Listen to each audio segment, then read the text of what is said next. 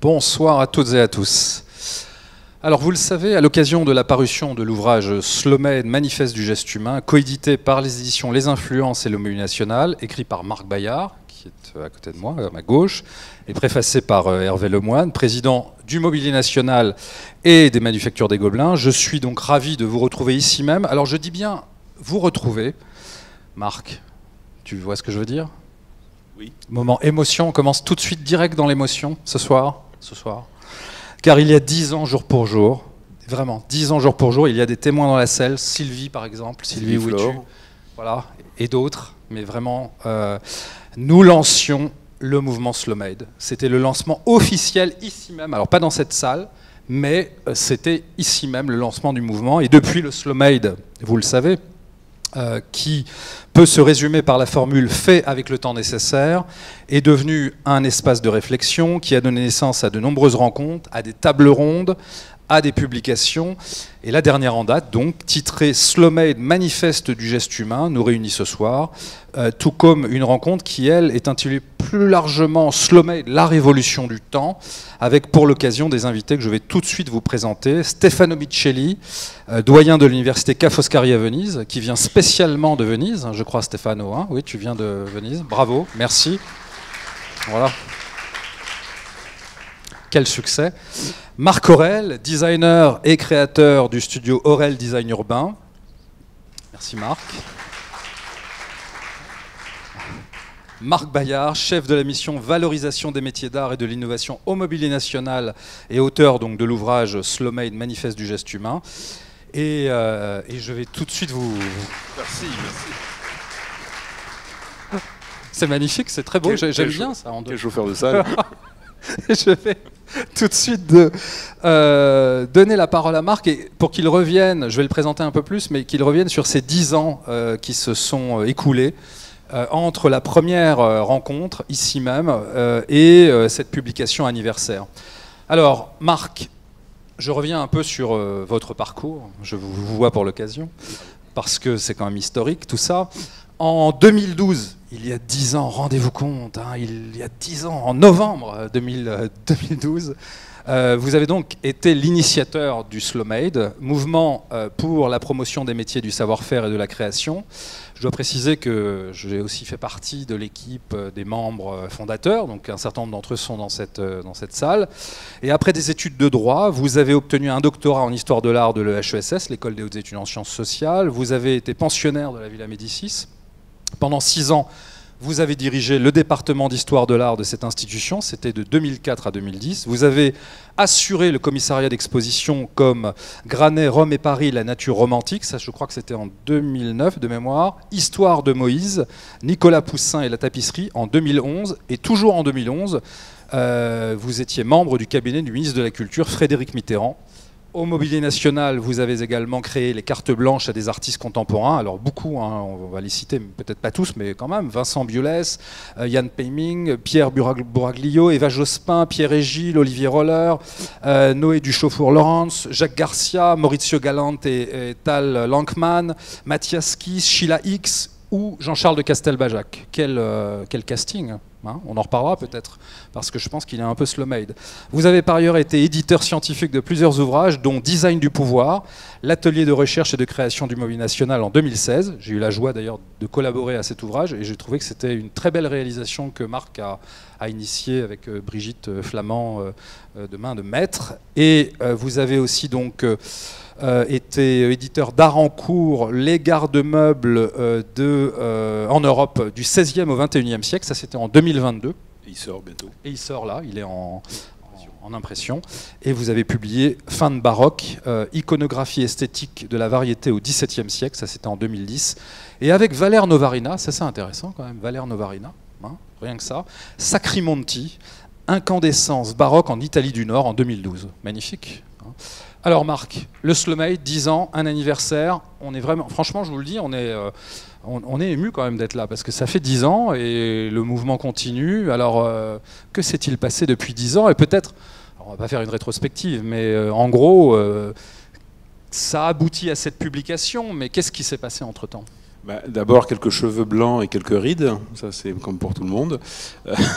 Je crois surtout, c'est de constater qu'il y a une évolution majeure de notre société, et c'est toujours exaltant de se dire qu'il y a 10 ans, certains nous ont regardé parce que qu'est-ce que c'est que ce slow, cette lenteur. En fait, non, c'était pas du tout cet enjeu-là. L'enjeu, c'était la question du temps, la question du temps long et du temps éventuellement aussi rapide. Et donc, en ces 10 ans, c'est beaucoup de choses. Beaucoup d'expérimentation avec Sylvie Flore et Nicolas Rizzo qui est pas là ce soir. On a d'abord initié le mouvement avec toi aussi, avec des hauts et des bas. On s'est cherché. Là aussi, l'enjeu du slow made il y a 10 ans, qui était pas facile à imposer, mais maintenant je crois qu'il est complètement naturel, c'est d'être transversal, c'est-à-dire qu'on ne s'intéressait pas qu'aux métiers d'art au sens étroit du terme, mais à tous les métiers du savoir-faire, donc ça pouvait être aussi bien la parfumerie que la gastronomie ou autre, et les métiers d'art traditionnels, une vision que partagent complètement les Italiens, mais que les Français, dans une belle pensée verticale, séparent constamment depuis quelques décennies. Donc en tout cas, on avait cette pensée, cette volonté de décloisonner. Et en fait, là où on était en avance, c'est de se dire que face aux enjeux qui sont face à nous, on ne peut plus penser en silo, on ne peut plus penser avoir des pensées closes. On doit justement être dans la transversalité, et ce qui pose de nombreuses difficultés, en fait, dans une pensée design, être dans cette capacité à prendre le réel à bras-le-corps et l'interroger, et surtout, là aussi, moi j'aime bien partir de l'idée qu'on doit enchanter. Notre mission, s'il y en a une, c'est de pas être dans la déprime, mais de penser et porter l'enchantement du réel, parce que c'est là qui est quand même une pulsion de vie qui est essentielle. Donc voilà, résumé très rapidement 10 ans de passé. C'est évidemment 10 ans de rencontres, parfois d'inaction, ou au contraire d'accélération. C'est aussi une découverte majeure en ce qui me concerne, c'est la découverte du mobilier national. J'arrive en 2012, on crée le mouvement, mais j'arrive au mobilier national en 2011, vraiment grâce aussi à Frédéric Mitterrand. Frédéric Mitterrand qui d'abord est le premier ministre de la Culture qui pense les métiers d'art, notamment grâce à Sylvie Flore qui est chargée de mission pour les métiers d'art au cabinet, qui va faire porter un certain nombre de réformes, et on est toujours dans cette lancée. Et c'est vrai qu'il y a quelques expériences il y a 10 ans de moments de solitude, par exemple certains, je me rappelle un colloque que l'on avait, alors je ne vais pas donner trop de noms parce que ça pourrait être dangereux, mais certains jeunes artisans qui estimaient que l'informatique ça n'avait aucun intérêt, que le numérique et les métiers d'art ça ne servait à rien. Alors c'est vrai que dans ces moments-là, on se dit oulala, il y a quand même beaucoup de chemin à faire et beaucoup de chemin à parcourir qui ont été parcourus, je crois, avec une certaine facilité. On a quelques exemples dans la salle, Dimitri Ashlinka et Nicolas Pinon, qui sont vraiment des représentants de cette nouvelle, de ces artisans avec Y, totalement connectés et totalement maîtres d'un savoir-faire, la laque ou l'ébénisterie. On a vraiment fait un bond assez phénoménal dans ces 10 dernières années, avec des problématiques qui émergent, qui sont assez exaltantes. C'est vrai que tu as évoqué mon parcours. Je peux dire que j'ai une certaine expérience de milieu culturel. En 25 ans d'expérience milieu culturel, le milieu du design des métiers d'art est certainement celui où les questions sont les plus dynamiques, les plus fortes, les plus transversales. On est aussi bien sur l'économique, sur la créativité, évidemment, sur la formation, sur le développement durable, sur l'économie, sur le développement des territoires. Ce sont tout ça que porte ce secteur, et donc c'est une richesse qui est incommensurable. Oui, alors il faut peut-être rappeler des éléments de contexte. C'est vrai qu'il y a eu, je disais tout à l'heure, il y a eu énormément de rencontres dans des lieux très variés. On a eu une publication aussi importante qui d'ailleurs se retrouve sur le Facebook de Slow Made, du mouvement Slow Made, qui est quand même, c'est pas rien, la publication dans une revue très sérieuse qui est Problèmes économiques, vous voyez, de la documentation française, service du Premier ministre, et le titre c'est La révolution du Slow Made. Et on a là la matrice avec l'esquisse, peut-être tu pourras aussi en dire deux mots, d'un manifeste de points qui sont les points essentiels du mouvement Slow Made, et avec cette idée de créer justement, de lutter contre l'effet de silo et de créer des passerelles entre les métiers d'art et le design qui dialoguaient assez peu finalement. On a l'impression aujourd'hui que tout ça est un peu plus fluide, quoique les arts visuels et donc des passerelles, des hybridations. Et je pense que le mouvement pour cela a été réellement visionnaire. Et si vous avez l'occasion, d'ailleurs il est en ligne, on peut le trouver. Il est sorti en 2013. Il est sorti en 2013, mais il a été relayé dans énormément de bibliothèques universitaires. Il est à Sciences Po où j'enseigne, où par exemple on peut accéder assez facilement à ce contenu. Et c'est vraiment la révolution du slow made avec les grands traits de ce manifeste autour du geste et autour d'un certain nombre de sujets. Oui, parce qu'en fait, la question qui se posait et qui s'est posée après 2008, la crise de 2008 et la crise climatique, c'est repenser la place de l'homme. D'un côté, on voit bien une remise en cause fondamentale des acquis du XXe siècle sur le mode productiviste. On ne peut plus continuer comme ça. Aussi une montée en puissance du numérique, donc de la dépersonnalisation j'allais dire de la communication. Et je suis obligé de le dire, en même temps, l'émergence du réel, la crise du Covid, la crise de la guerre qui revient, la famine qui revient, on voit bien qu'on est assez démunis parce qu'on s'est imaginé un monde totalement dépersonnalisé, totalement sans lieu en fait.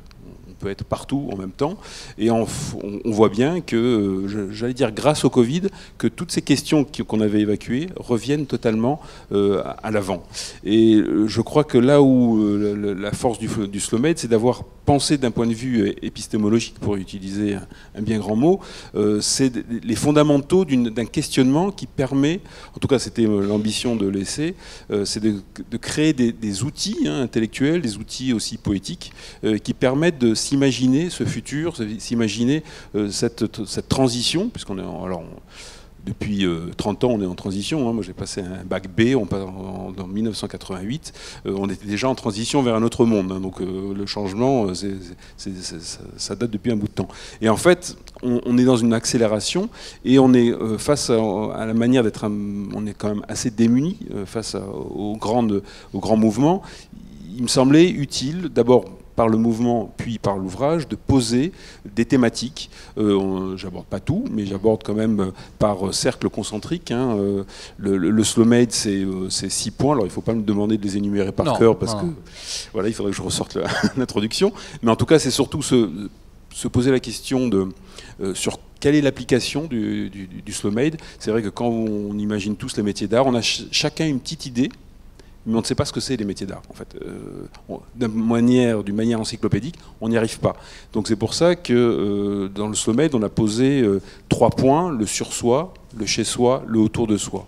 Et même on peut rajouter l'en-soi pour tout ce qui est gastronomique. Donc ces 3 cercles constituent les 3 cercles en fait de l'ouvrage qui petit à petit, en partant de la personne, va petit à petit s'élargir à des questions esthétiques, presque philosophiques, que j'essaye de traiter sobrement. Et évidemment, je ne suis pas philosophe, je suis historien de l'art, mais en tout cas porter des thèmes qui seront réflexifs, qui permettent d'imaginer ce monde qui arrive.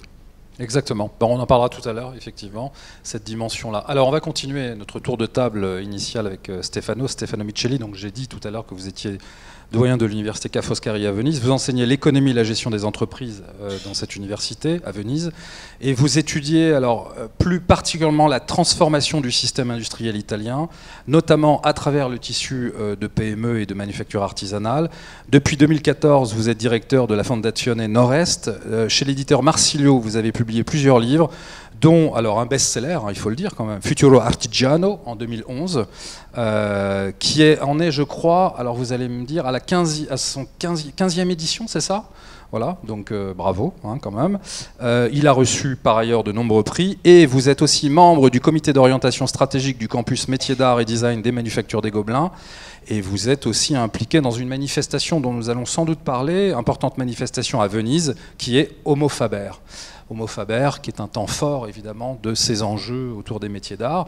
Mais Stefano, peut-être vous faire réagir par rapport au livre de Marc, par rapport au mouvement. Alors, on va pas vous le cacher, on se connaît depuis longtemps, puisqu'on se connaît depuis le début quasiment, puisque depuis ces 10 ans, en fait, ce sont des rencontres entre l'Italie et la France, parfois d'autres pays aussi, mais le Slow Made a été un incubateur, je trouve, de rencontres, de liens, et Stefano fait partie de l'équipe.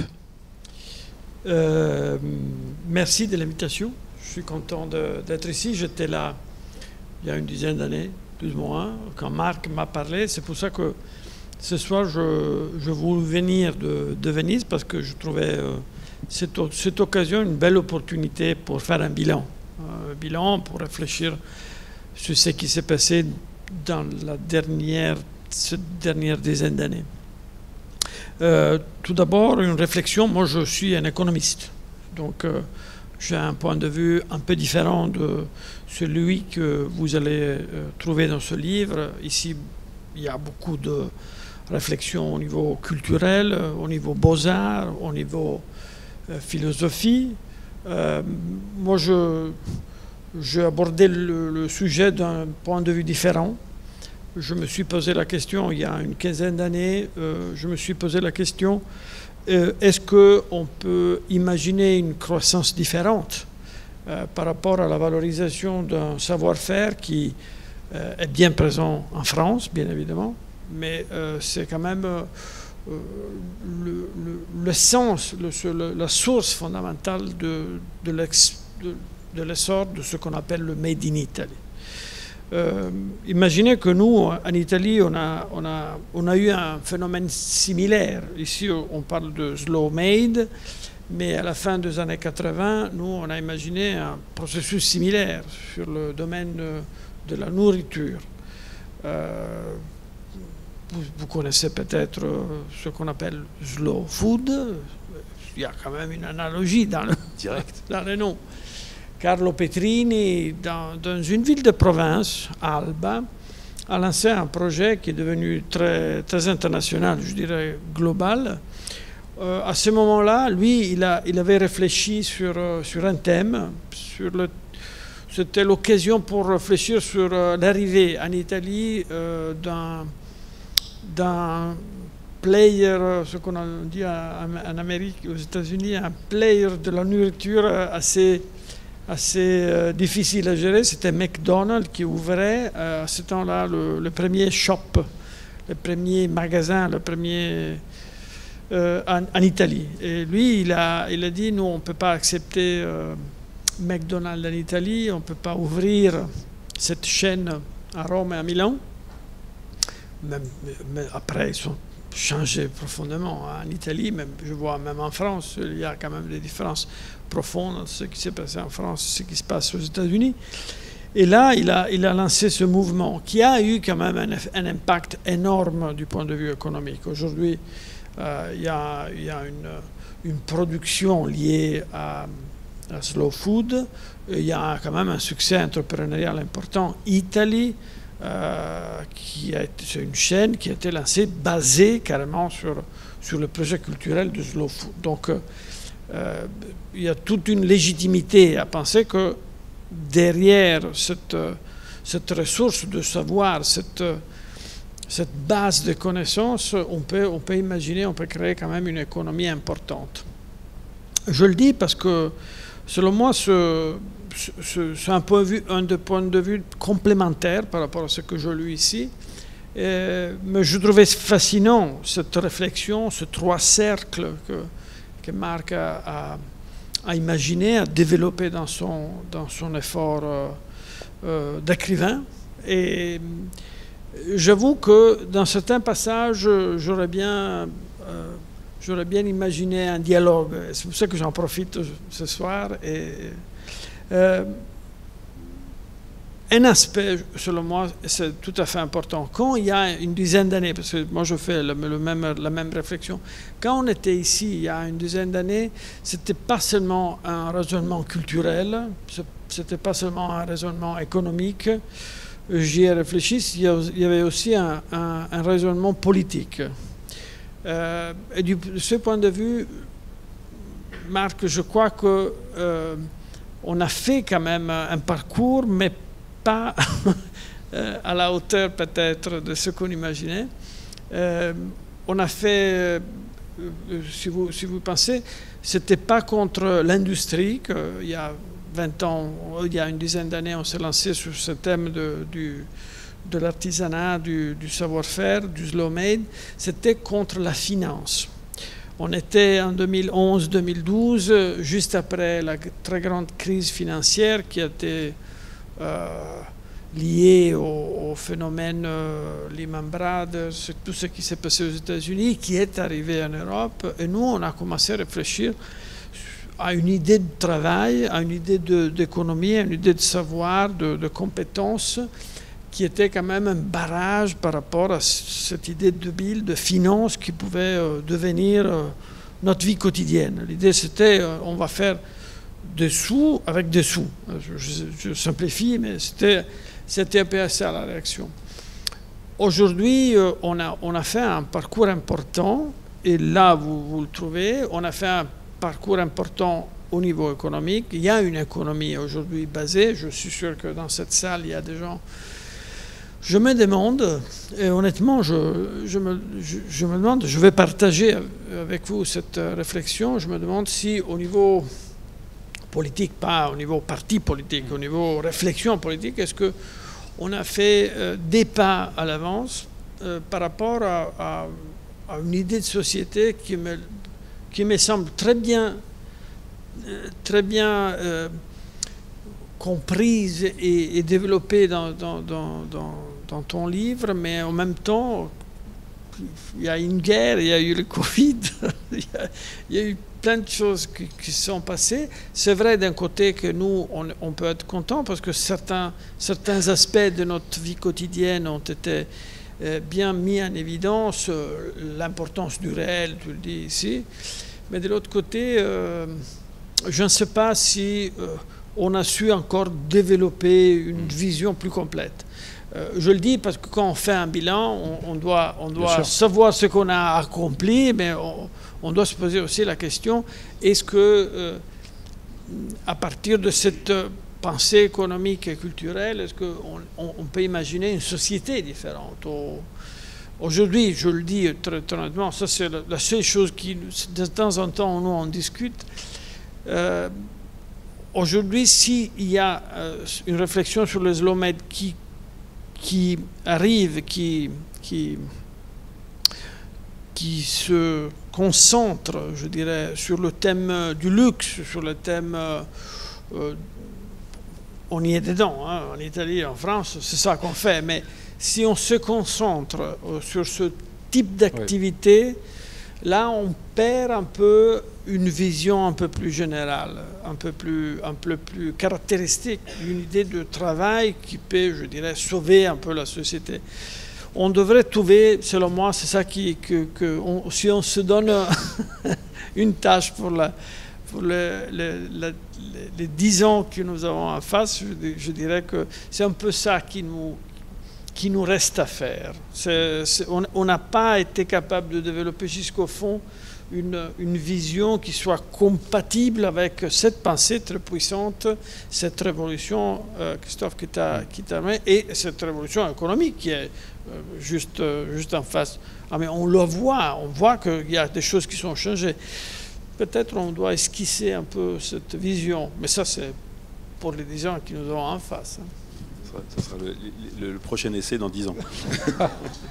Oui, on va peut-être justement évoquer un aspect, avec Marc Aurel, qui est peut-être justement l'espace urbain, qui quelque part a partie liée avec cette dimension politique que tu évoques, Stefano. Mais c'est vrai qu'il faut aussi rappeler des éléments de contexte. Nous émergeons, je parle du mouvement Slow-Made, donc en 2012, à un moment où on est dans la crise, dans le post-crise des subprimes que tu as évoqué. C'est-à-dire cette crise où on voit, alors je rappelle parce que c'est peut-être pas évident et tout le monde n'a peut-être pas ça en tête, mais Goldman Sachs s'effondre. C'est quand même l'époque où on parlait de too big to fail. Too big to fail, ça veut dire des entreprises, des banques dont la faillite était impensable. Donc on est entré dans le domaine de l'impensable, crise des subprimes, et effectivement, on arrive dans ce contexte d'accélération, où la finance se rend compte aussi, il y a cette formule, les arbres ne montent pas jusqu'au ciel. On commence à se rendre compte que les arbres ne montent pas jusqu'au ciel en finance, c'est-à-dire qu'il y a un moment où ça s'arrête. Et donc le Slow-Made vient avec un terreau qui est assez favorable. On a eu la chance d'avoir des centaines d'articles, il y a eu énormément d'articles, de reprises, un peu partout, et c'est vrai que finalement, ça a touché énormément de domaines. Après, le levier politique, il passe sans doute par une thématique d'action qui est peut-être, alors une thématique comme celle que Marc Aurèle pratique au quotidien, ça va me permettre de faire la jonction et le lien avec vous. Vous êtes donc designer et créateur du studio Aurèle Design Urbain, qui est peut-être ce fameux design urbain où on peut expérimenter des choses politiques, parce que finalement la politique c'est aussi ça, c'est l'entrée dans le réel. Alors vous êtes directeur artistique du studio Aurèle Design Urbain qui, du détail de l'objet à la conception complète d'espace, maîtrise une vision intégrée de l'espace public, développée à l'école des Beaux-Arts et d'architecture de Marseille. Votre sensibilité se conjugue à une expertise de savoir-faire, de design, de l'espace urbain et de la direction de projet. Orienté vers l'innovation, vous avez aussi une approche du design, hein, on le voit, c'est très innovant, je vais citer des exemples tout à l'heure, avec une dimension de recherche et de travail sur les matériaux. Alors peut-être que les matériaux, c'est l'avenir du slow-made et de cette dimension politique. En 2014, vous êtes lauréat de la Fondation Bettencourt-Schuller pour votre travail sur la céramique, dans le cadre du projet de mobilier, et on va le voir, c'est très concret, hein, des souks de Beyrouth.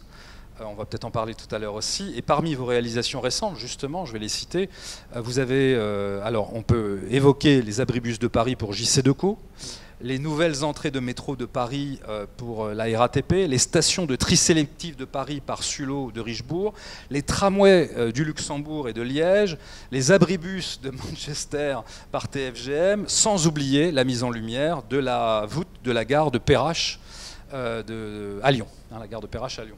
Alors, c'est peut-être ma question. Est-ce que finalement, c'est pas vous, le maillon politique qui nous manquait? Est-ce que le design urbain et votre pratique qu'on sent assez proche du slow-made, c'est pas un moyen d'entrer en action à Paris, à Lyon ou ailleurs, à Beyrouth, avec un espace urbain que vous travaillez? Là, vous me balancez un sacré challenge. D'un coup, oui, c'est ce que j'essaie depuis de nombreuses années, c'est de sortir en fait de la logique de développement des villes, de la franchise, des villes franchisées en fait. Aujourd'hui, de plus en plus, vous le voyez tous, hein, quand on se déplace, qu'on aille du nord au sud de la France ou du nord au sud de l'Europe, on peut être extrêmement déçu parce qu'on se dit le centre urbain ressemble à ce que j'ai vu chez moi, ou ressemble à la ville d'à côté, etc. Et c'est aussi, je pense, on arrive au bout d'un système. Et je pense que tout ce qui a été évoqué, ce qui s'est passé avec la crise qu'on a vécue et la crise qu'on vit encore, avec la guerre et le contexte économique, font que les choses se sont... l'espace s'est contracté en fait, et la réflexion sur l'espace public, en tout cas en ce qui me concerne, hein, puisque c'est ce que je maîtrise et que je connais très bien, là aussi il y a une évolution extrêmement rapide.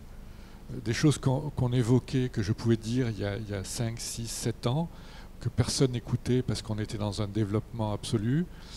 Aujourd'hui on se dit il faut penser différemment, il faut réfléchir différemment, et davantage en termes d'identité. L'identité, justement, pour ne pas se trouver dans un environnement qui ressemble à un autre environnement. Un environnement qui parle de la vie, qui parle de l'histoire d'un lieu, et tout ça fait qu'à un moment donné, pour faire émerger ce qui caractérise un lieu, il faut prendre le temps. Donc on ne peut plus uniquement travailler avec des catalogues, qui à un moment donné on disait on achète sur catalogue. Moi je peux vous dire, hein, encore ces dernières années, ce que c'était qu'un aménagement urbain, c'est un miroir d'eau, tous les maires veulent un miroir d'eau, comme il y a eu à Bordeaux, une ombrière en inox comme il y a eu à Marseille, des mâts aiguilles qui viennent éclairer, comme il y a eu Place de la République ou je sais pas quoi. Vous mettez tous ces ingrédients et tout le monde veut la même chose qu'on reproduit, etc. Donc les fabricants se sont rués là-dedans et ils ont tous sorti des produits industriels que tout le monde a maintenant, globalement, et qui font l'image de la ville sans faire l'identité de la ville, puisque on est dans un niveau zéro de réflexion, globalement. On en parlait la dernière fois en aparté, j'étais approché également par Sciences Po, où vous enseignez, parce que les étudiants se posent aussi cette question à Sciences Po en disant mais nous on voudrait être plus proche de la réalité, pas uniquement dans la théorie, mais comprendre ce qu'on attend de nous à l'extérieur, futurs professionnels, en liaison avec politiciens ou en liaison directe avec la politique. Je crois qu'aujourd'hui, vous allez pouvoir aussi me dire, puisque vous êtes directement impliqué là-dedans, dans cet enseignement, je crois qu'il y a une envie de changer, de faire évoluer tout ça.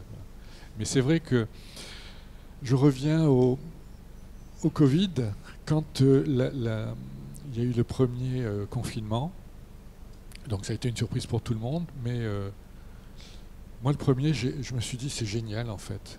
Je vais en fait pouvoir arrêter le temps, on va pouvoir arrêter le temps. Et tous mes amis m'ont appelé, m'ont dit mais c'est terrible, etc. Mais très vite on s'est dit mais c'est génial en fait, on va pouvoir arrêter le temps et profiter en fait de réfléchir sur nos projets différemment, de prendre un peu de recul. Et je crois qu'aujourd'hui cette évolution, moi, m'a fait beaucoup changer. C'était déjà quelque chose qui était en moi, mais je pense que là aussi ça l'a accéléré. Et les amis designers ou architectes avec lesquels je travaille ou que je côtoie sont aussi dans cette relation différente au temps maintenant, se disant non, on va prendre le temps de la réflexion. Et moi, ça m'a amené, par exemple, ce qui était déjà en cours, mais ça l'a définitivement ancré dans mon travail, je ne travaille plus du tout avec les industriels qui produisent de la grande série. J'ai arrêté. Pour toutes les questions que je viens d'évoquer, on pourra développer ça tout à l'heure. Voilà. Marc, tu veux réagir? Oui, peut-être. Non, il y a quelque chose que tu évoques et qui m'intéresse et que j'ai essayé d'aborder, même si c'est une question très, très, très ample, c'est la question du proche et du local.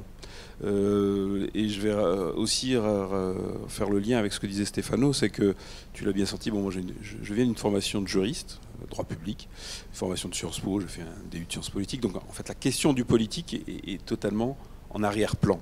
Je ne l'ai pas exposé, je ne l'ai pas mis en avant parce que je n'ai pas les outils, mais c'est évident que c'est un manifeste quelque part, ou pas que quelque part d'ailleurs, qui est politique. Et en fait les questions que je pose, la question de la limite, la question du réel, la question du proche, qui ont été des impensés de ces 50 dernières années. On a totalement écarté, on était dans le global, on était dans la dématérialisation du temps, on était dans l'immédiateté, et on voit bien que ça a produit, non pas l'espèce, l'éclatement, soit financiarisation d'un monde qui ne pouvait plus produire. Le Covid, en fait, c'est un réel qui nous a éclaté à la figure. Et on voit bien que toutes ces choses, à un moment donné, on peut plus aller au-delà.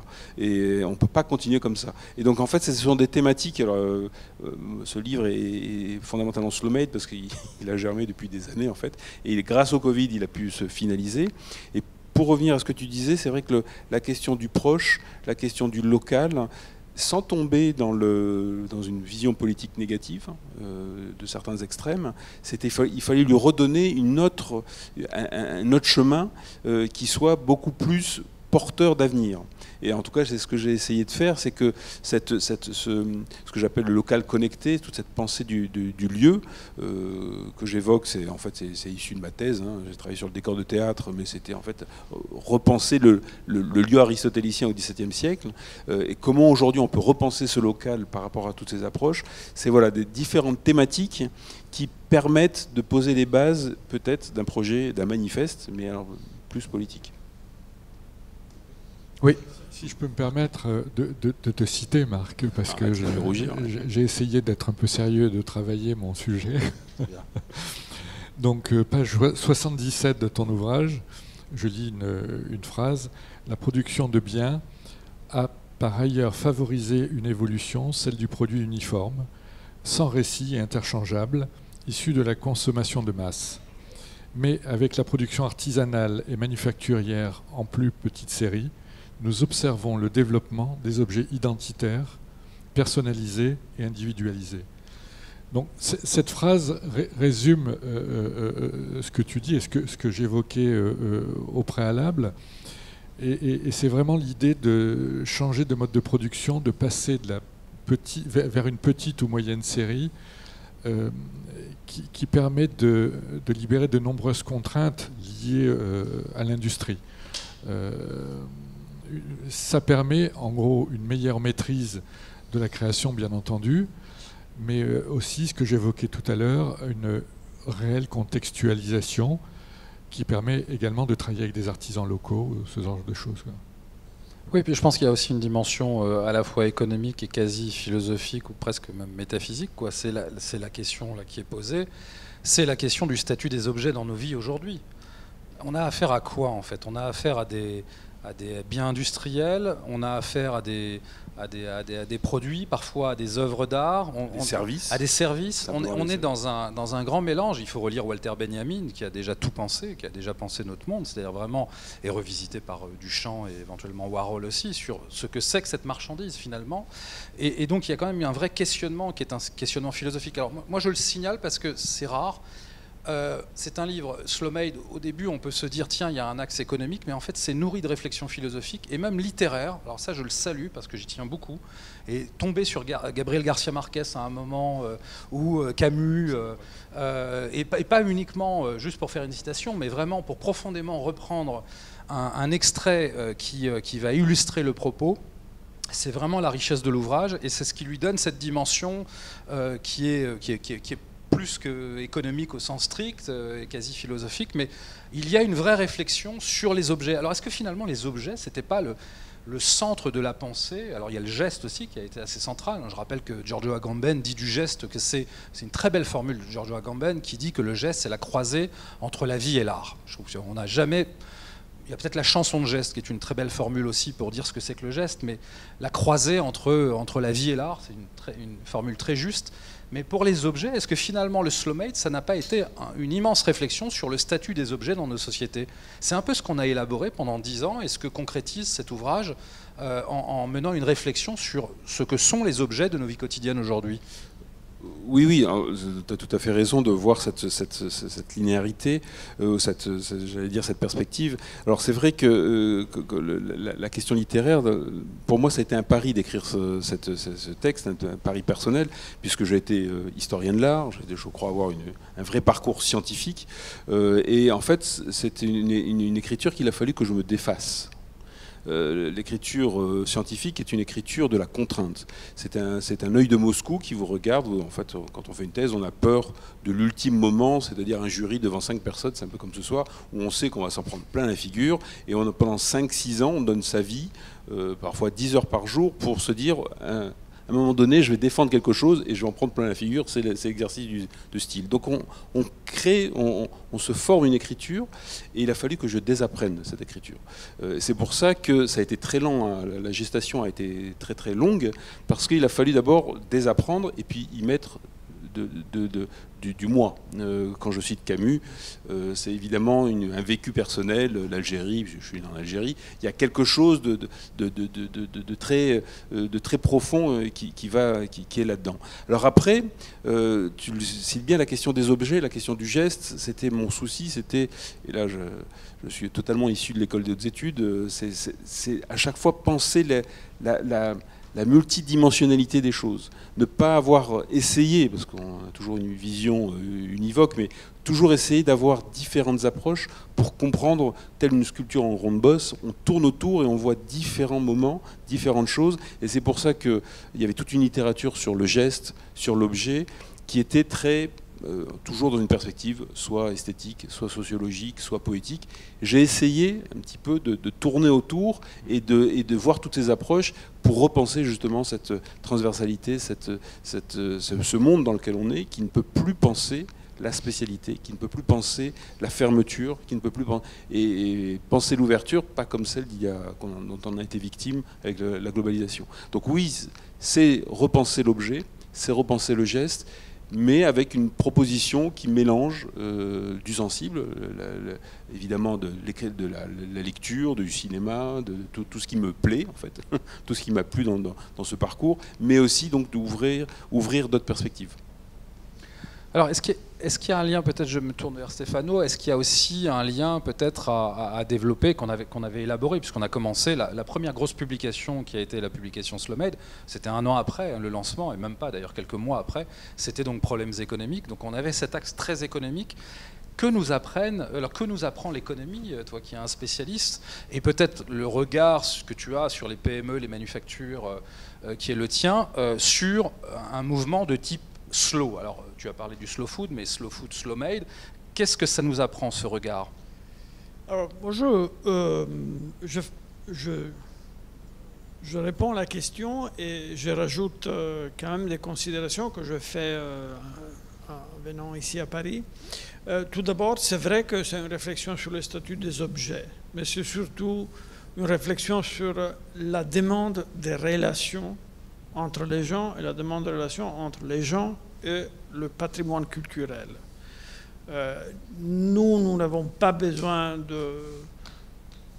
de chaises, de sofas, de vestes, de chemises. Il n'y a pas vraiment besoin de tout ça. Une grande partie de la population, au moins en Europe, en France et en Italie, n'a pas besoin d'autre chose. Si vous pensez qu'un des best-sellers des 10 dernières années, c'est un livre qui parle de ce qu'on appelle en anglais le decluttering, virer les choses de sa propre maison. C'est un best-seller japonais. Nous n'avons pas besoin des choses, nous avons besoin des relations entre nous et des relations entre nous et notre culture, de nous entre notre patrimoine culturel. C'est ça le succès énorme de la production basée sur le savoir-faire artisanal, parce que ça lie les gens. Nous, on a envie, on veut connaître la vie des autres, on veut explorer, on veut être séduit par les gestes, par la culture, par l'effort, par la passion des autres, et les objets deviennent un médium extraordinaire pour se connaître, pour se connecter, pour devenir, non, pour partager quand même un patrimoine de signes, de passions humaines qui fait la force de ce type d'économie. Il n'y a rien de ça dans la production industrielle, il n'y a rien de ça à McDonald's, il n'y a rien de ça dans la standardisation d'un tas de produits. Là, on ne voit plus la relation avec le producteur. On les a cachés, on les a mis quelque part dans le Chine, Vietnam. Ils sont très cachés. Nous, on demande de connaître qui est derrière l'objet, c'est quoi le processus, c'est quoi la vie, la culture, l'histoire, les valeurs des gens qui travaillent et qui vivent avec nous. C'est ça, selon moi, c'est ça qui nous a appris la leçon du slow made, en France, en Italie, mais partout. Et c'est ça, selon moi, ça c'est bien écrit dans ce livre, mais c'est aussi ça qui doit nous pousser un peu vers le futur. Ça, c'est la leçon qu'on a appris. Moi, je vous propose, sur cette réflexion, d'élaborer un peu sur 3 thèmes que moi je trouve tout à fait, qui sont dans ce livre, hein, je les ai pris dans le livre, qui sont 3 thèmes sur lesquels, selon moi, aujourd'hui on réfléchit déjà, mais on va devoir réfléchir encore plus. Le premier, sur le thème de la soutenabilité. C'est ici. Hein. Si on a besoin du slow made aujourd'hui, c'est parce qu'on croit à un futur plus soutenable. On imagine que nos vêtements vont durer plus. On va allonger la vie des objets qui sont autour de nous, des chaises, des chemises, des vestes dont on vient de parler. On imagine qu'ils vont durer plus, qu'on va les restaurer, on va les négocier avec les autres, on va les remettre en place, on va les transformer. Et là, ce n'est pas de travail industriel, c'est plutôt une idée de slow made, c'est une idée de savoir-faire qui est déjà entre nous. Lui, Marc en parle dans ce livre, mais c'est quelque chose qui est tout à fait, peut-être le lien n'est pas évident, mais on peut imaginer un futur soutenable à partir d'un slow made. Bien évidemment, ce n'est pas la seule recette, hein. Il y a beaucoup de science dans cette histoire, il y a beaucoup de technologie, mais il y a aussi une idée de travail, une idée de respect pour les objets, pour les autres, qui est profondément liée à la philosophie du slow food. Le deuxième aspect, moi je le dis parce qu'on est ici, parce qu'on est au Mobilier National, on est dans un espace très spécial à Paris, c'est que le slow made peut qualifier énormément la vie des gens dans les villes. Avoir des usines, pas des usines industrielles, de lieux de production dans les villes, c'est quelque chose d'extraordinaire. Ça fait la différence à Paris, avec les ateliers de Paris, avec Mobilier National, avec plein de laboratoires qui sont en ville, qui ont été soutenus par la municipalité. Mais il y a la même chose à Milan, il y a la même chose à Venise, il y a la même chose à Londres, il y a la même chose à New York, il y a la même chose à Lisbonne. C'est parce que les gens sont attirés. Ça qualifie énormément la vie des villes. Nous, on a associé les villes au service, à la finance, à la presse, aux livres, à la culture. Et on a oublié la production, une production de qualité. Et là, aujourd'hui, le slow made peut donner une force énorme à des villes qui ont envie de donner une image différente, qui vont proposer une culture de France, une présentation différente d'elle-même. Selon moi, ça c'est quelque chose, bon, c'est évident, on est dans le Mobilier National, on ne peut pas l'oublier, mais c'est écrit dans le livre, Manufacture urbaine, tu en parles ici, Marc. Et le troisième aspect, et moi je le souligne, c'est le slow made par rapport à l'enseignement de jeunes générations. Moi, je suis ici parce que l'autre semaine, j'étais à l'OECD et demain, j'y suis à nouveau. C'est impressionnant. Moi, je travaillais sur ça. Aujourd'hui, la philosophie du slow made appliquée à l'éducation de jeunes gens, c'est tout à fait puissant. On ne doit pas enseigner certaines techniques seulement parce que les gens vont devenir des laqueurs, des experts de métiers d'art. C'est pas ça. Mais passer par cette expérience, c'est un passage formidable au niveau d'éducation, au niveau de ce qu'on apprend, de ce qu'on vit, de ce qu'on découvre de soi-même, de l'extérieur. C'est un peu les trois cercles qui sont proposés ici. Il y a aujourd'hui on pourrait dire une pédagogie du slow made, une expérience, une croissance individuelle et collective par rapport au slow made qu'on peut pas sous-estimer. Je vous le dis parce que, bon, bien évidemment, avec des changements, avec des idées, c'est ça qui m'a guidé à des programmes en Italie. Moi, je transformais de BTS, ce qu'on appelle, nous, on a une chose différente, c'est ITS. Ici en France, on a les BTS. On les a transformés radicalement en appliquant ces idées à l'éducation, à la pédagogie. Et aujourd'hui, ces idées sont passées à un niveau supérieur, sont objet d'une réflexion dans un plan international qui est tout à fait intéressant, tout à fait, en anglais on dirait challenging, c'est quand même un défi.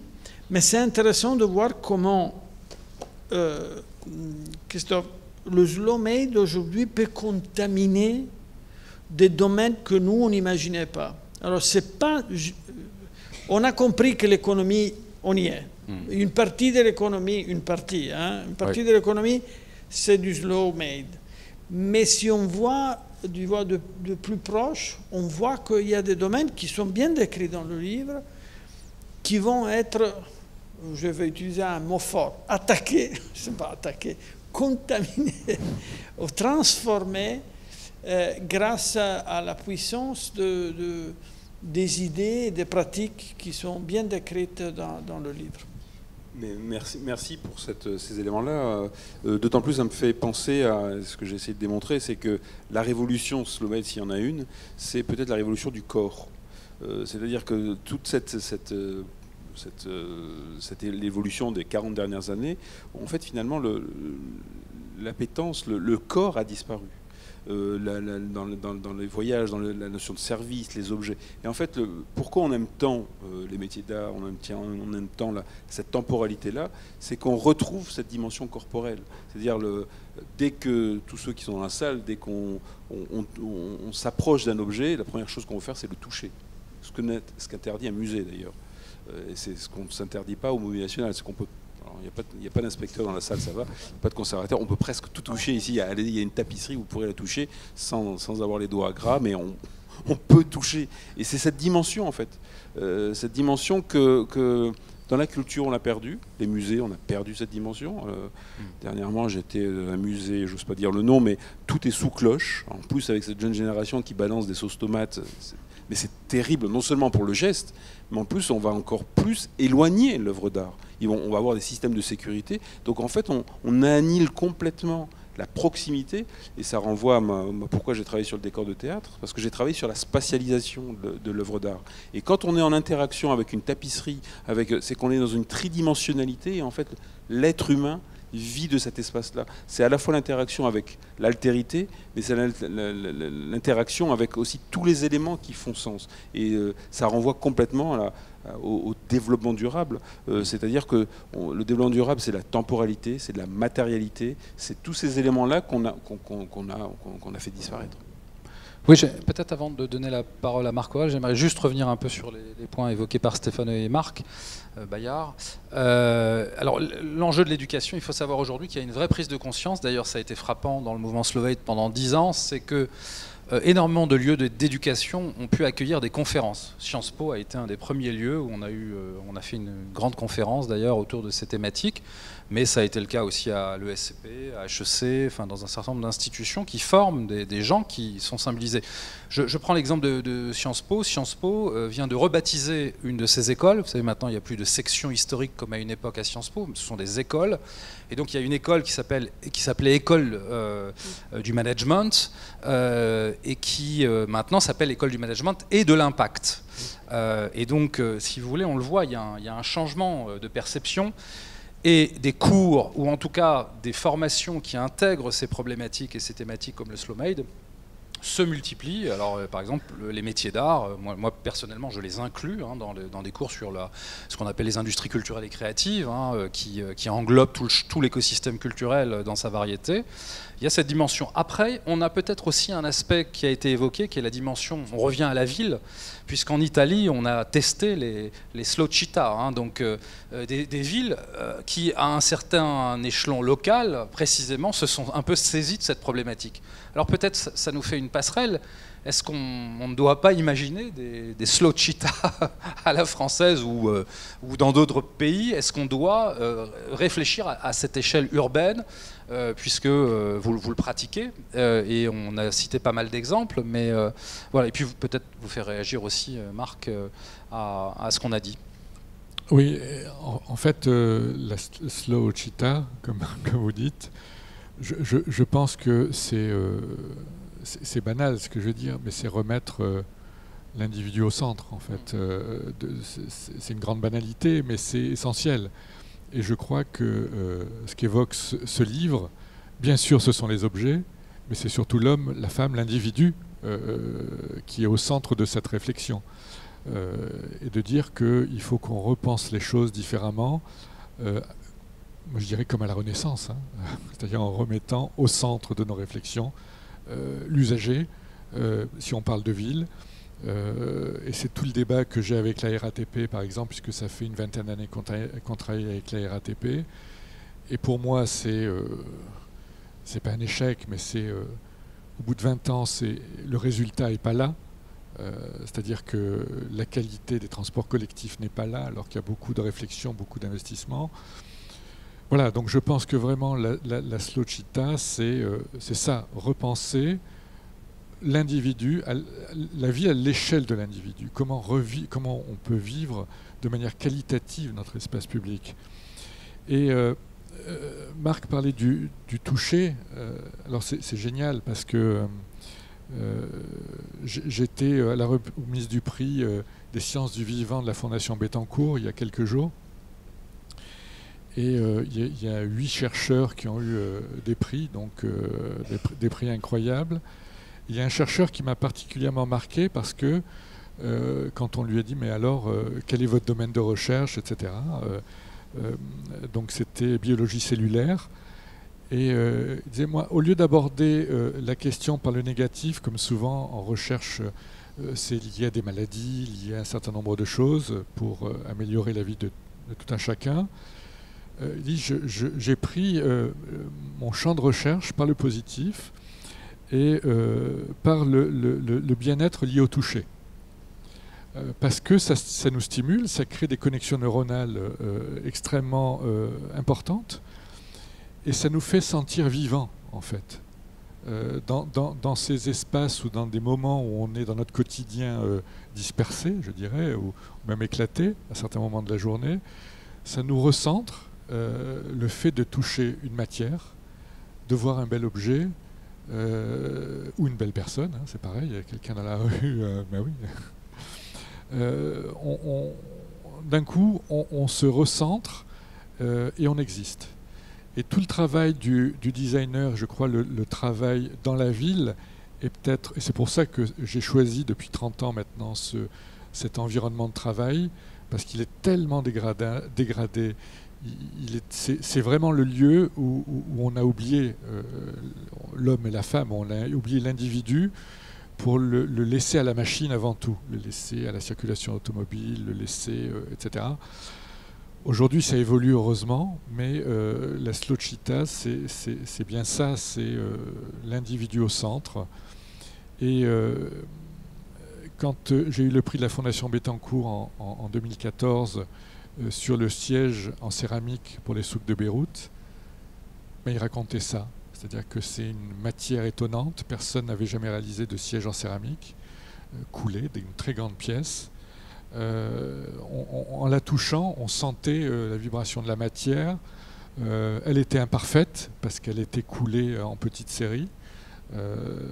Tout ça fait que l'objet a de la saveur, l'objet existe. Et nous existons à travers l'objet.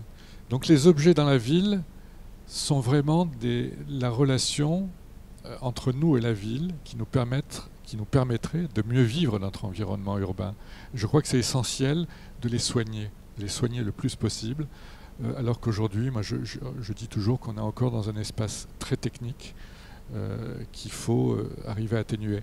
Et puisqu'on est en Italie, à ma droite, j'ai l'Italie, pays que j'affectionne tout particulièrement, et j'arrive de Pise, j'étais à Pise hier. On est dans des villes qui ont été constituées, beaucoup de villes, ou retravaillées à la Renaissance. Et la qualité des espaces publics et la géométrie des espaces publics font qu'on s'y sent bien. Il y a une vraie cohérence entre l'individu, l'homme, la femme, et l'environnement dans lequel on est, quoi, en fait. Je vais réagir sur la question de l'Italie, et pas parce que Stefano est là, mais parce que, bon, comme certains savent, j'ai épousé une Italienne, donc je vais très souvent en Italie. Et en fait, à chaque fois que je vais à Rome, en Toscane ou ailleurs, c'est que ce qu'a gardé l'Italie, nous avons perdu. Ce qu'a gardé l'Italie, c'est ce lien extrêmement fort entre nature et culture. C'est toujours ce qui me surprend en Italie, c'est que de leur nourriture, à leur manière de concevoir les cœurs de ville ou autres, ils n'ont pas abandonné ce lien. Nous l'avons eu, on l'a porté jusqu'à une quintessence extrêmement forte au XVIIIe siècle, jusqu'aux années 1900. Où on voit bien, souvent on parle de l'architecture haussmannienne, on pense... Avec l'ornement, très développé. Tu en parles d'ailleurs dans ton livre, voilà, il y a tout un chapitre sur l'ornement qui est extrêmement intéressant. Voilà. Et en fait, c'est pour ça que mes attachements à l'Italie sont multiples, mais aussi parce que pour moi ça reste un exemple à suivre, c'est que ce rapport à la nature, au sens de grand N, hein, c'est pas simplement la nature représentée, c'est ce qui fait quelque part notre ensauvagement aussi, notre côté le plus intime. L'Italie l'a conservé. En France, on l'a abandonné. on l'a abandonné. Après la première révolution, c'est la Première Guerre mondiale, et alors après 45, on n'en parle même pas. On a réussi à créer des villes sans nature, et en gommant tout ce que l'on peut être de manière de plus intime.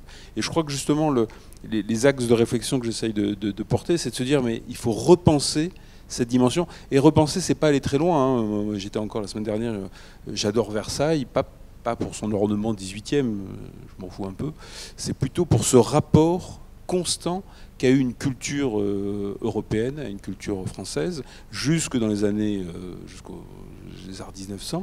Et je crois que là, il y a vraiment un investissement à la fois intellectuel et artistique très fort dans ce rapport de proximité avec ce que l'on a perdu. Et je crois qu'il y a peut-être ce qui est le plus beau, c'est de retrouver ce qu'on a perdu. Oui, je crois que Stefano va devoir répondre, réagir en tout cas. Mais je voudrais juste revenir sur l'histoire du toucher et donc de ce qui va avec, c'est-à-dire la polysensorialité, ce qu'on appelle aussi les correspondances baudelairiennes, ou si on utilise un terme scientifique, les synesthésies. Parce que tu évoques une notion qui est très importante dans ton livre, qui est même assez centrale. Page 134, tu parles de l'art texturel. Et je sais que là, c'est un axe très important, mais qui nous remet dans la matière et dans la relation au sens. Donc peut-être dire un petit mot avant de faire réagir Stefano sur l'Italie. Cet éloge de l'Italie, on ne peut que répondre. Ben oui, c'était justement grâce à mon passage dans l'histoire de l'art, c'est de voir qu'après l'art du beau, l'art du concept, qu'est-ce qui faisait, comment on pouvait repenser ce rapport justement à ce qu'on pourrait appeler, qu'est-ce que la nature ? La nature, c'est ce qu'il y a de texture en nous, quoi. Et justement, pour sortir de la notion du concept, il me semblait que l'art de la texture, l'art texturel, pouvait être cette dimension beaucoup plus ample. Alors, ta question renvoie aussi un peu au statut de l'ouvrage, qui est un peu un fourre-tout. Il est non identifiable. Et je remercie Emmanuel Lemieux d'avoir le courage dans les influences de le publier, parce que c'est un peu, oui, c'est un ovni. Mais quand même, il y avait un enjeu de ma vie passée, c'était de créer les éléments d'un discours critique.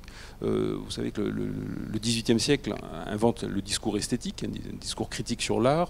Le XIXe siècle invente notamment le discours critique de la gastronomie.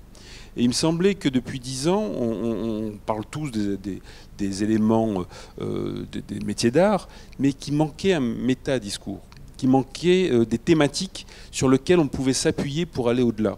Et justement, cette notion de l'art texturel, c'était de se dire, bon voilà, on n'est pas simplement dans du joli, on n'est pas simplement dans de l'agréable, on n'est pas simplement dans du « oh, quel bel artisan » ou « quel bel… » Non, c'est que c'est quelque chose de beaucoup plus fondateur, avec des thématiques qui sont vraiment des enjeux conceptuels que je mets à peine. Hein. J'ai aucune prétention à être ni philosophe, ni être… je ne suis pas du tout dans l'esthétique. Je suis dans tous ces éléments-là qui sont entre un peu de tout. En tout cas, voilà, la dimension de poser l'art texturel, c'était en fait la révolution après l'art conceptuel du XXe siècle, ben peut-être l'art texturel. Très bien. Bon, et puis pour finir, peut-être, Stefano, sur l'Italie, là, c'est difficile de ne pas nous répondre. Nous avons une attente. Pise, Venise ont été évoquées, enfin toute l'Italie oui. dans sa splendeur. Je crois que moi, j'essaie de rester sur le thème. Je ne vais pas parler de l'Italie ce soir, je vais parler de Slow Made. Mais c'est vrai qu'il y a un lien entre la qualité de la vie en Italie et cette philosophie du travail, ou quand même, je ne dirais pas existentielle, mais quand même du travail sûrement. Je suis sûr que vous connaissez Venise, vous connaissez la fascination que Venise a produit par rapport à des centaines d'intellectuels. Il y en a un que je voudrais souligner, c'est John Ruskin, qui avec William Morris est devenu le patron, le saint par rapport aux artisans.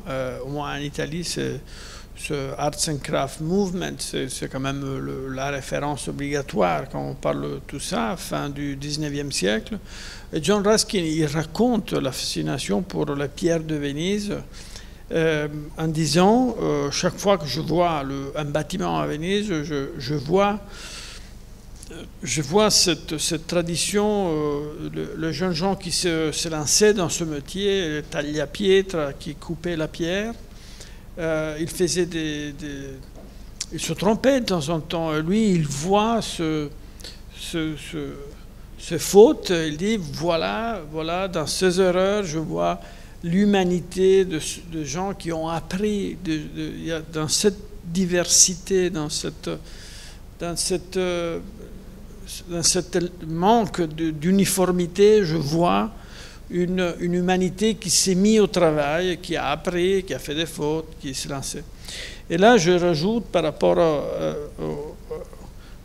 aux mots que j'ai entendus, sur lesquels je suis tout à fait d'accord, je rajoute le fait que c'est l'individu par rapport à l'environnement, mais c'est aussi la communauté qui se retrouve. Quand on voit ces pierres, les pierres de Venise, Stones of Venice, quand on le voit, on voit une communauté au travail. On voit les gens, on voit des générations qui se sont mis au travail par rapport à ce qu'on avait appris, à ce qu'on imaginait pour le futur. Si on voit cet équilibre, l'équilibre de Venise, c'est un équilibre entre la société, mais c'est un équilibre avec la nature,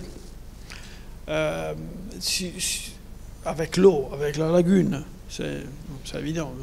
Je sais que vous connaissez Venise, mais je le souligne, c'est quand même intense. Là, il y a un lien profond entre l'idée du travail slow et l'individu et la communauté qui reproduit un savoir, un effort collectif pour maintenir dans le temps un équilibre qui n'est pas donné, hein, qui n'est pas du tout, au contraire.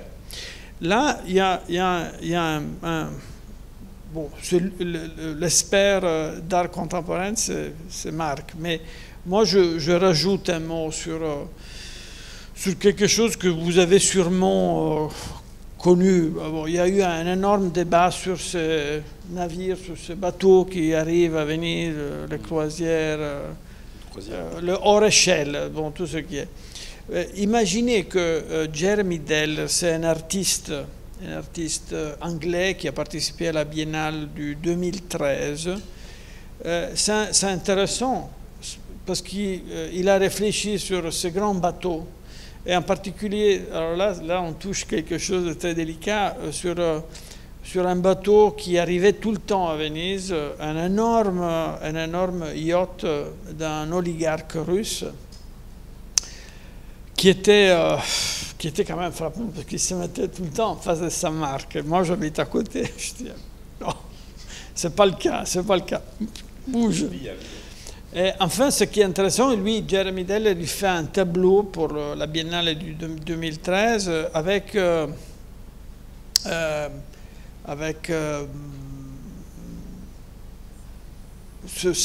saint patron des artisans qui jette, c'est un géant, et qui jette ce bateau d'Abramovich, c'était lui le propriétaire du célèbre bateau, qui le jette dans la lagune, loin de la lagune, qui se débarrasse de ce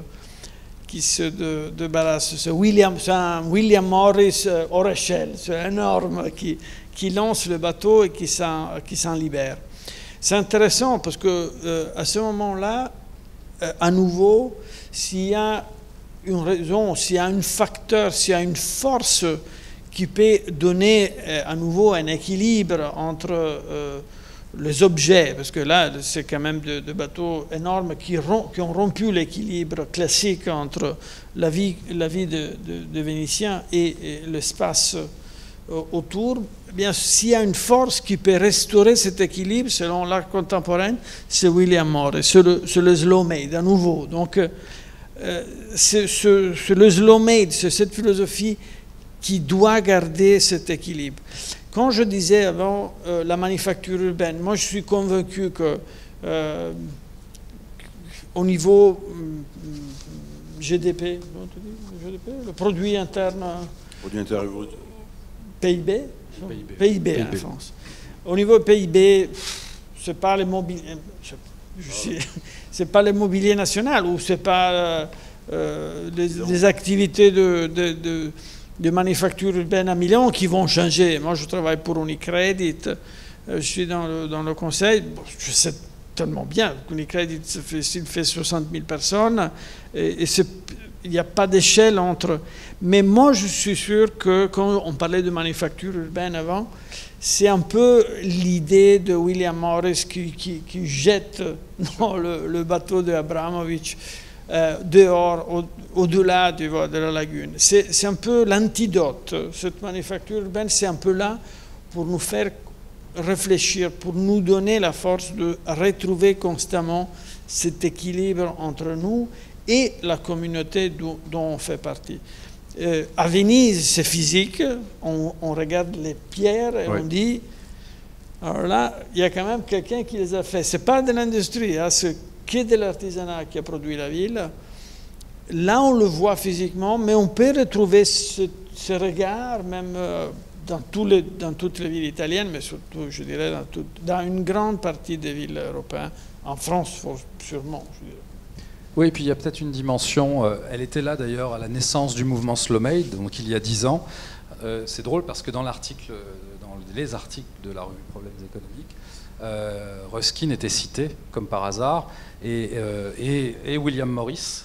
Et il faudrait d'ailleurs ajouter à l'équipe, à cette incroyable équipe, peut-être Proust aussi, parce qu'effectivement, on y pense très fort. C'est-à-dire que là, avec en plus toutes les manifestations autour du centenaire, on a vu revivre un peu cette pensée, puisque beaucoup d'événements ont donné un peu cette parole et ont fait revivre ces liens avec Ruskin et avec William Morris. Donc c'était un peu la Dream Team du Slow Made avant l'heure, en fait. Hein.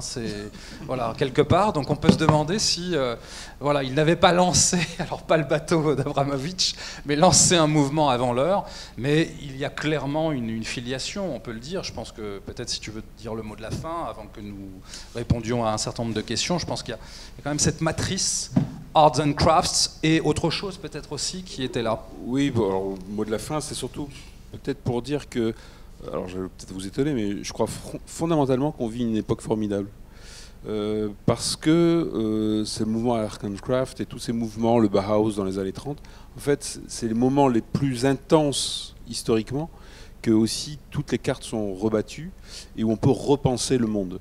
Bon, je vois que la salle, il n'y a pas que des jeunes, mais c'est vrai qu'il a quand même vécu les années 80-90 où moi j'ai failli m'engager dans la guerre en Yougoslavie, j'ai fait mon service militaire, on a connu la guerre aussi à cette époque, c'était la dernière guerre européenne, j'ai fait mon service 15 jours, hein, mais je l'ai fait quand même.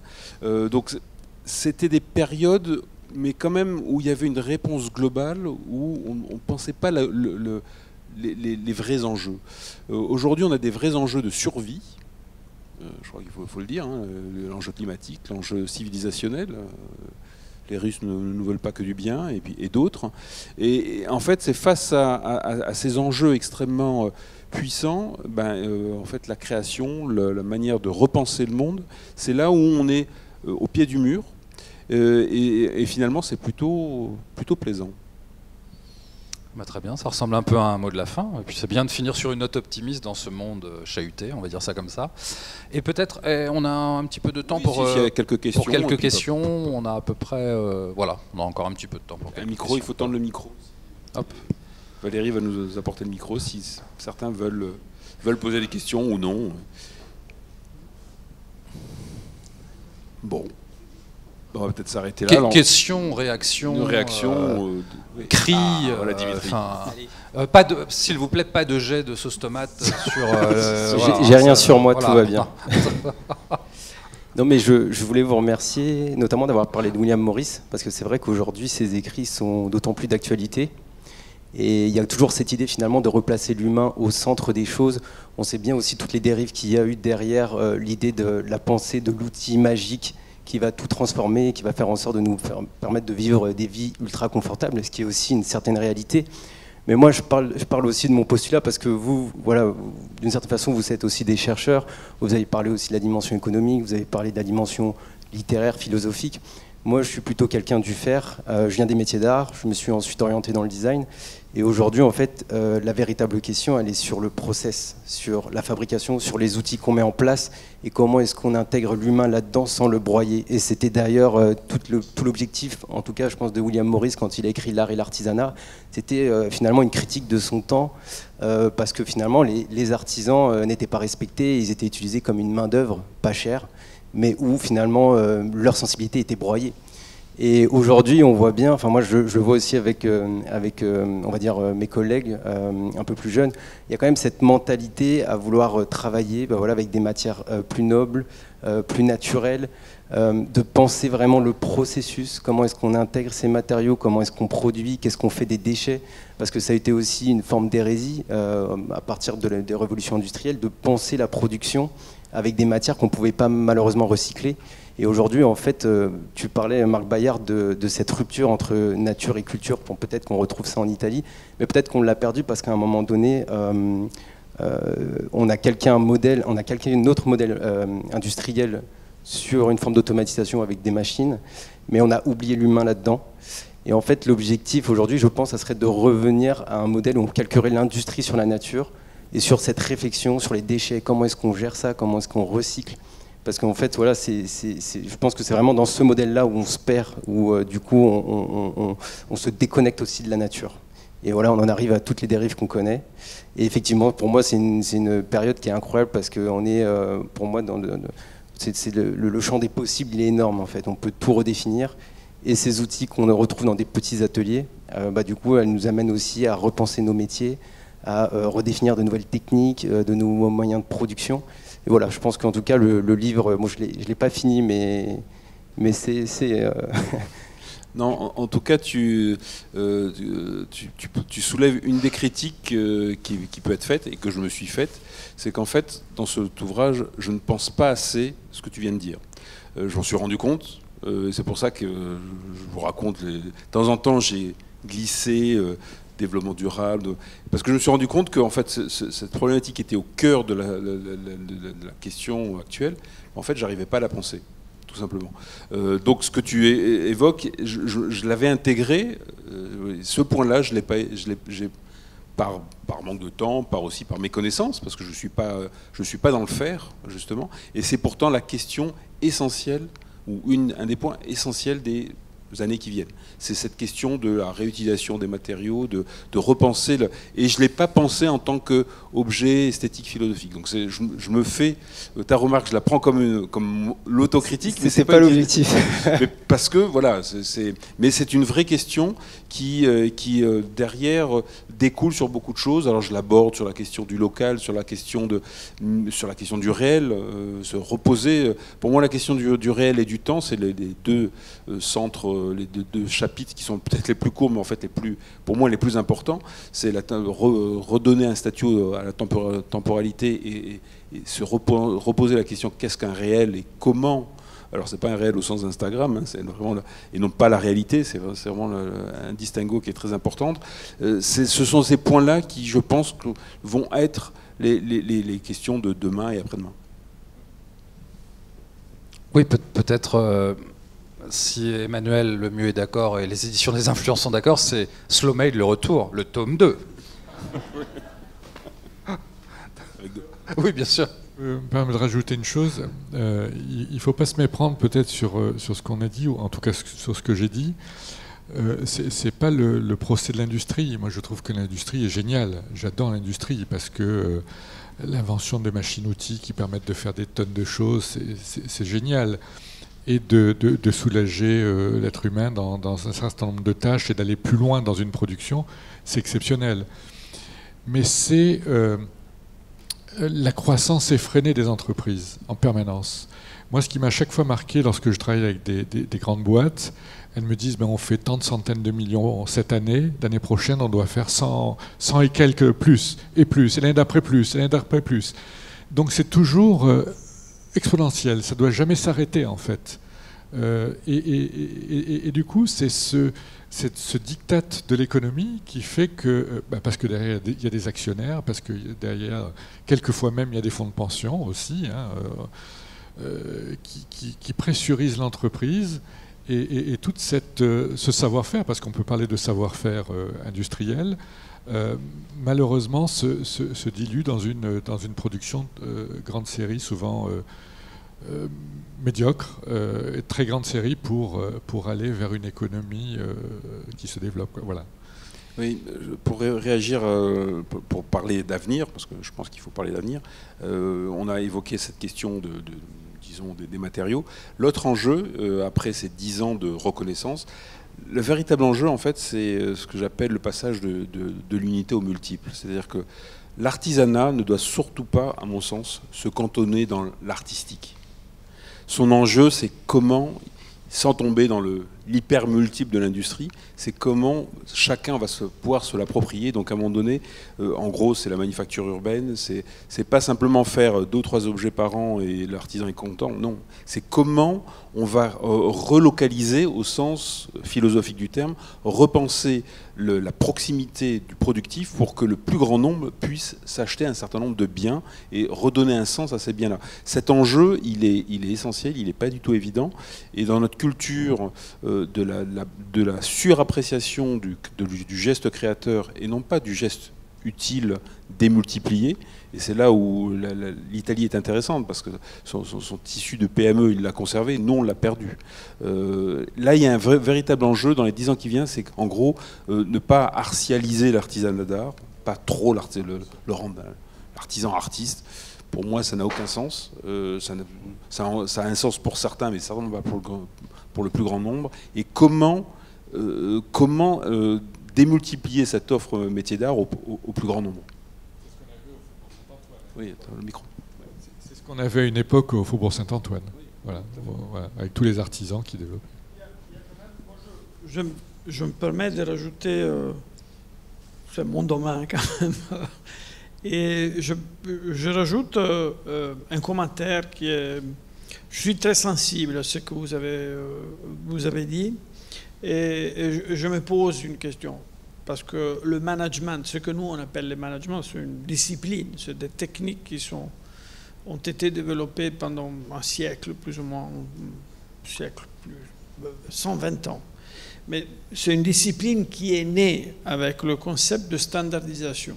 C'est une discipline qui naît avec la deuxième révolution industrielle, qui se pose la question de comment vendre des objets qui sont produits à une échelle inconnue. Non, 1880, c'était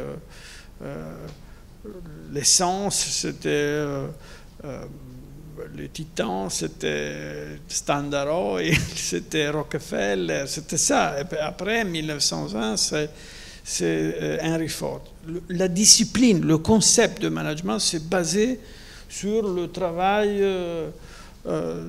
sans qualité. Honnêtement, c'est ça. Nous, aujourd'hui, on a cette mission.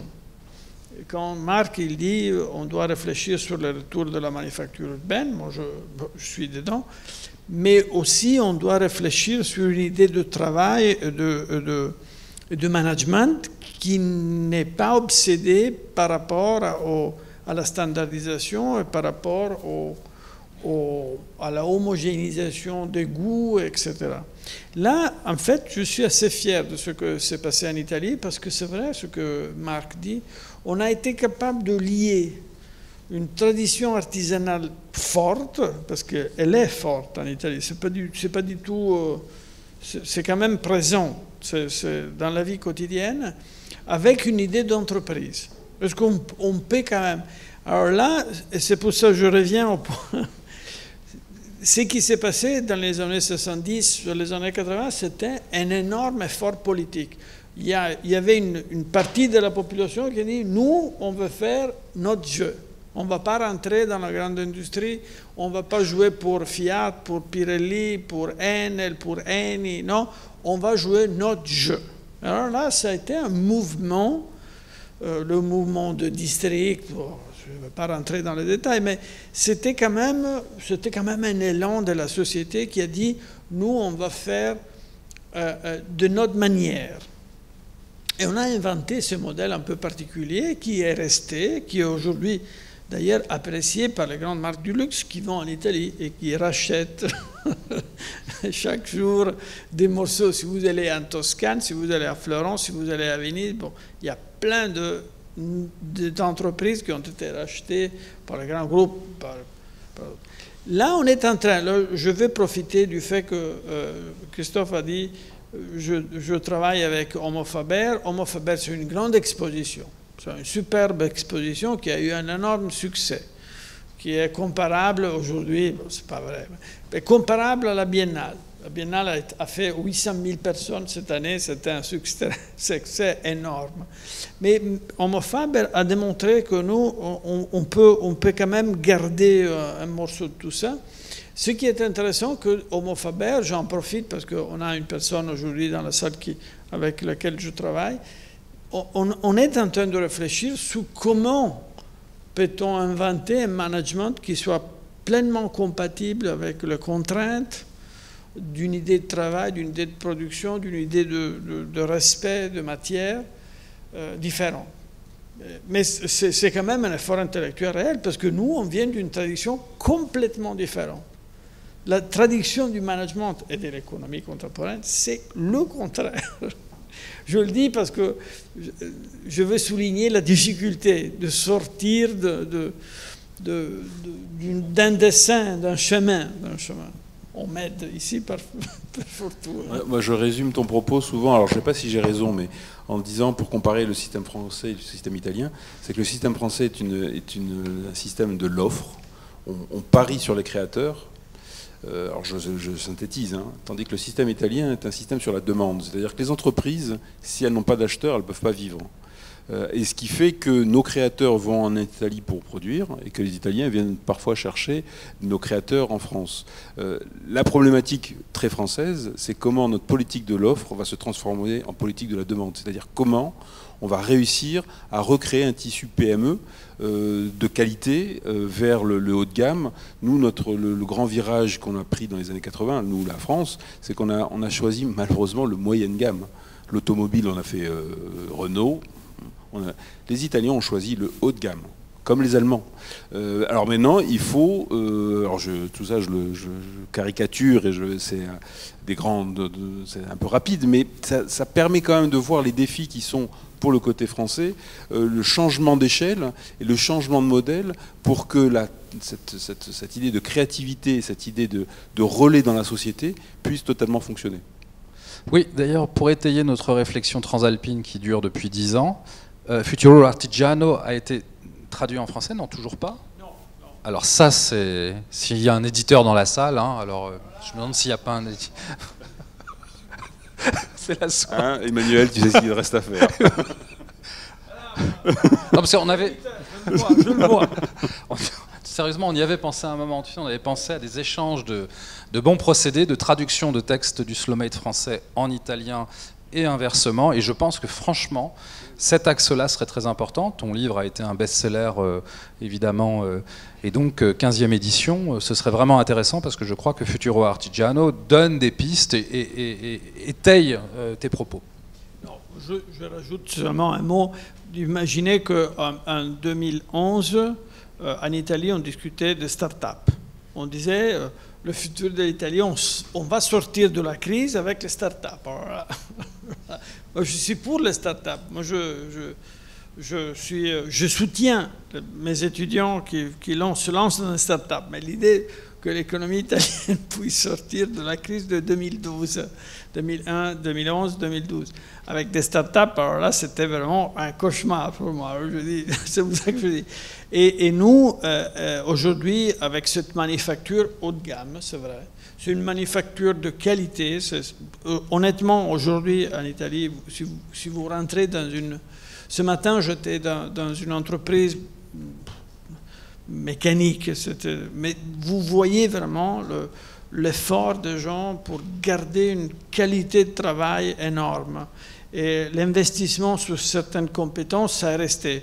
Je ne dis pas que c'était mon livre qui a changé le jeu, mais honnêtement, un peu, 10 ans d'activité, ça a aidé quand même à prendre conscience de l'importance d'une idée de travail par rapport à une idée de qualité, par rapport à une demande qui a demandé pendant les dernières années des produits différents.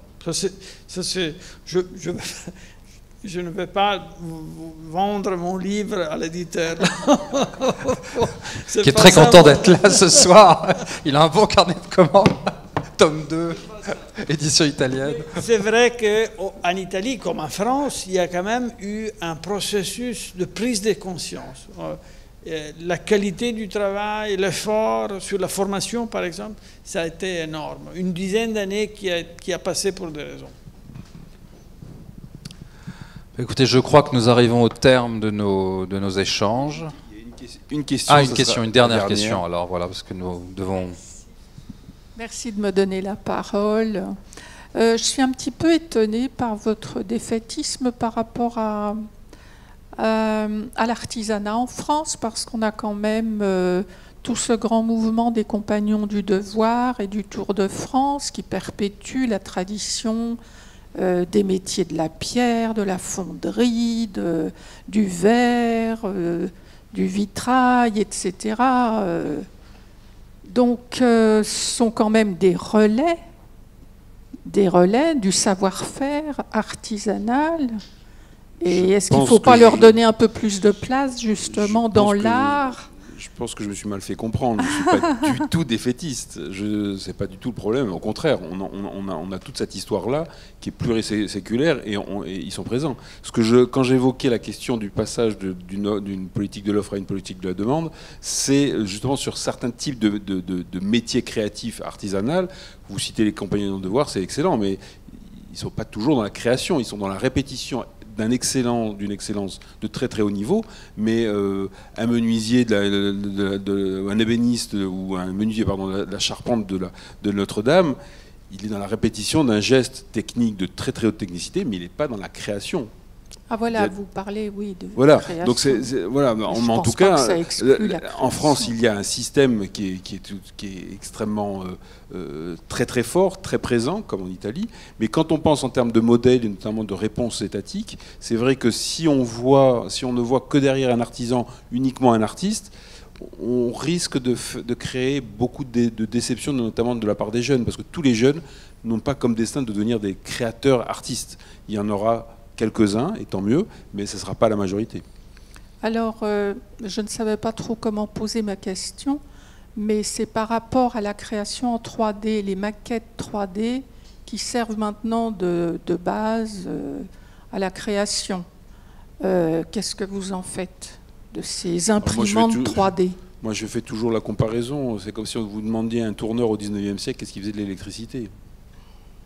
Bon, si ça n'avait qu'une finalité, la 3D, ça n'a aucun intérêt. Si c'est un outil, et nous, au Mobilier National, on utilise des machines 5 axes, on utilise le numérique, mais c'est géré par des ébénistes qui sortent de l'école Boulle. Donc c'est un outil, un outil qui transforme complètement la pensée même de l'objet, mais ça ne doit pas être qu'une finalité, parce que sinon ça n'a aucun intérêt.